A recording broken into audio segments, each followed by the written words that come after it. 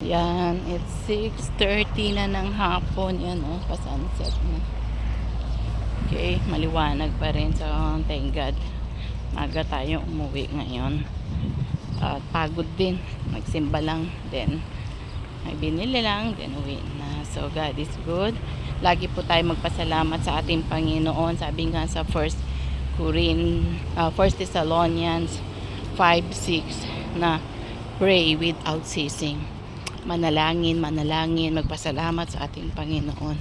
Kahit anong mangyari, maganda man o hindi, ipasalamat natin. Yun yung bus natin.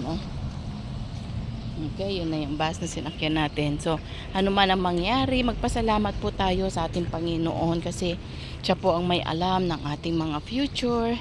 Siya po ang may alam ng ating mga ginagawa. So, lagi po tayo magpasalamat kasi lagi po siyang nandyan. So, yun po yung aking may share sa inyo. Pray without ceasing. Minsan sabihin natin, bakit ang tagal hindi pa sinasagot ng Panginoon ng aking mga prayer? Minsan naman, instant kung sumagot ang ating Panginoon.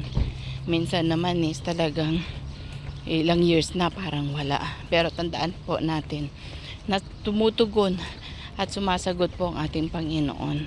Minsan, tinetest niya yung faith natin hanggang saan, kung bibigay na ba tayo o hindi pa. Minsan naman sabihin niya na, okay anak, kailangan mo yan, sige, ibigay ko na.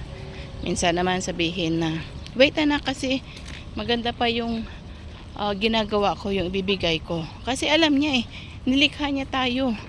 Alam niya kung ano mangyari sa atin. Alam niya yung hinaharap natin. Alam niya yung future natin. So alam niya po lahat, di ba? So ganun po ang ating Panginoon. Tingnan sa likod ko. Okay? So alam niya po ang lahat. So wag tayo nating baliwalain. Wait natin yung perfect time ng ating Panginoon. Yung hindi sa time natin at yung time ng ating Panginoon. Kasi pag tugma-tugma natin yan sa time ng Panginoon, napaka-perfect po niya yan.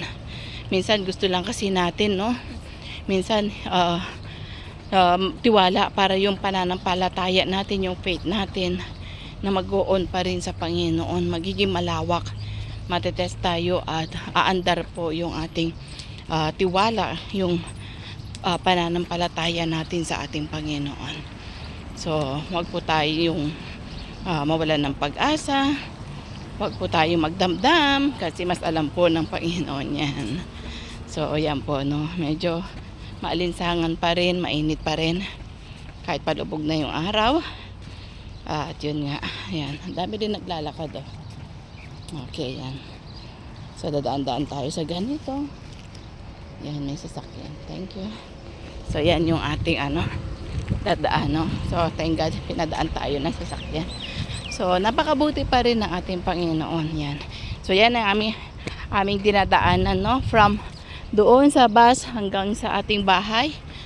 For me, nasa 10 to 15 minutes ko nilalakad kasi medyo malayo, mabagal ako maglakad.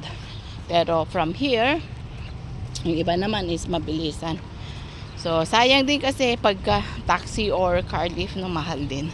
So, alam mo na, kahit na OFW, tipid-tipid po tayo. Kaya, kailangan magtipid-tipid.